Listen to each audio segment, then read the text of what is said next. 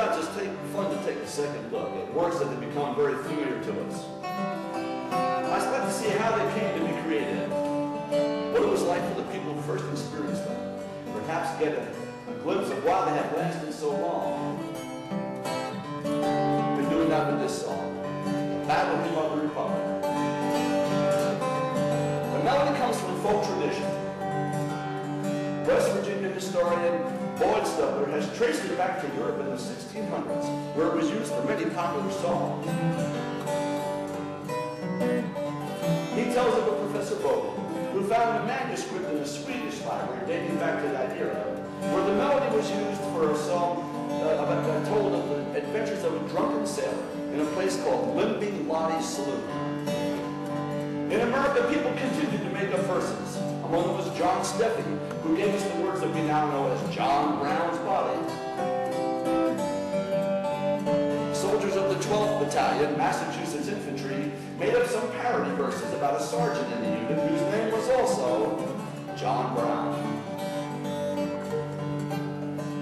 Julia Ward Howe was the wife of Dr. Samuel Howe, a pioneer in disease prevention and sanitation in military field camps. In 1861, Dr. Howe went to Washington, D.C. to inspect conditions at the Union Army camps there.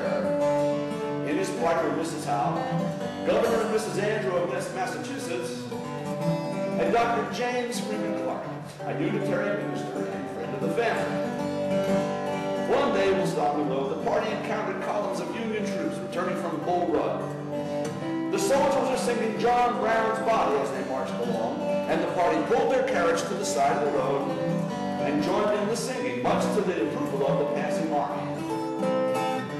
Now, Dr. Clark knew that Julia Ward Howe was a poet of some reputation, and he remarked, "Mrs. Howe, why did you not write some good words for that stirring tune?" And she replied, "I have often wished to do so."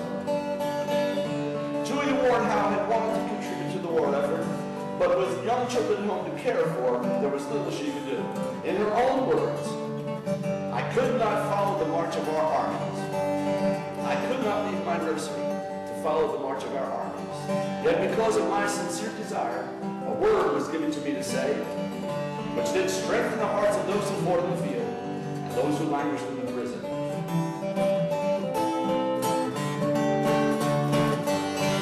In the early 1900s, Julia Ward Howe's daughter wrote a biography of their mother. In it, they recount what she told them about writing the hymn. After the exchange with Dr. Clark, Julia said, "I went to bed and slept as usual, but awoke in the gray of the early dawn, and to my astonishment found the wished-for lines forming themselves in my brain.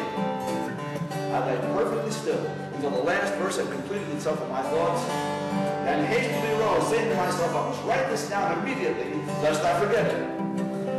I grabbed an old slip of paper and an old stump of a pen and scrawled the lines almost without looking. Having completed this, I went to bed and slept again, but not before thinking that something of importance had happened.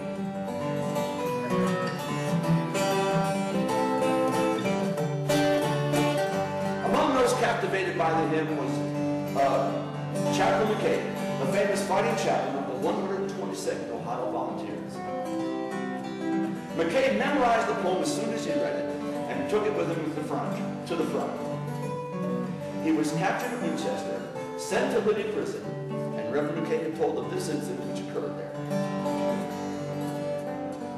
One night, the Confederate Guards came in, and they told the prisoners there had been a great battle. Union forces were routed. It was a tremendous Confederate victory. Well, the men were stunned, in despair and disbelief. How could such a thing have happened? But then a Negro slave, whose job it was to bring food to the prisoners, came. And he told them it was a lie. There had been a great battle.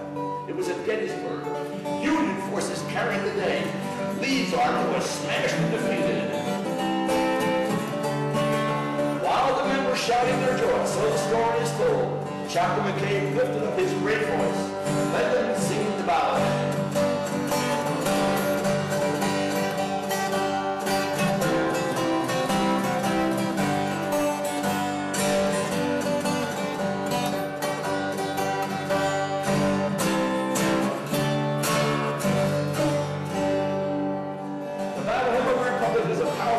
heart. Americans turn to it for comfort, inspiration, to lift our hearts in times of trial, to remind ourselves of who we are. The battle hymn was sung by our soldiers in World War II. At the funerals of Winston Churchill and John Kennedy. We sang it in the National Cathedral at the memorial service on September the 18th of 2001. And it is sung by congregations throughout the land on our patriotic holidays. But for all its ability to inspire and uplift us, we have a mixed relationship with the battle hymn. Teddy Roosevelt proposed that it be our national anthem. But people said, no, it's too militaristic, too warlike.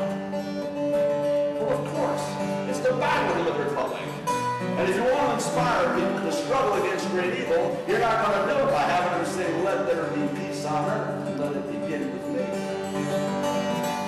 And some of our clergy discourage singing the hymn because they say it emphasizes God's wrathful judgment rather than his infinite mercy. And that certainly is true. However, if you spend centuries making yourself rich by enslaving your fellow man, perhaps you should be a little worried about having your heart sifted out before the judgment seat. Finally, there are those who say we shouldn't sing the hymn in our schools and at government functions because it might tend to establish religion. Well, those people may think they know the law, but they sure as hell don't know much about music. Because when you have a song with this rousing melody and the words of Julia Ward Howe's fiery gospel written in burnished strokes of steel, well, in the words of another famous hymn, how can I keep from singing? I'm going to end by singing that Glory Hallelujah part. You can join in if you like. Glory, glory, hallelujah.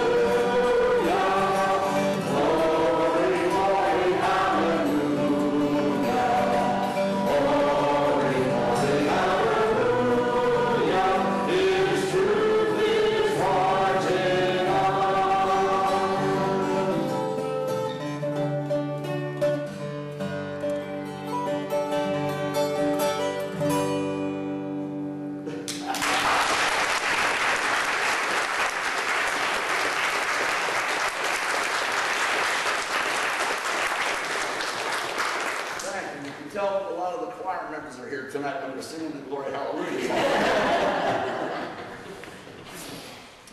Well, you know, I always try to put a historical recollection on one of my programs, and that was the historical recollection for this program. Every word of it was true. That's all true stories. That's how the battle hymn was written.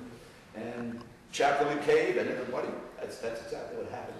And I would like to acknowledge two librarians who helped me to get some of the information that was very difficult to get, and that was Cynthia Dixon at the Library of Congress and Jamie Simmons at the West Virginia Historical Society.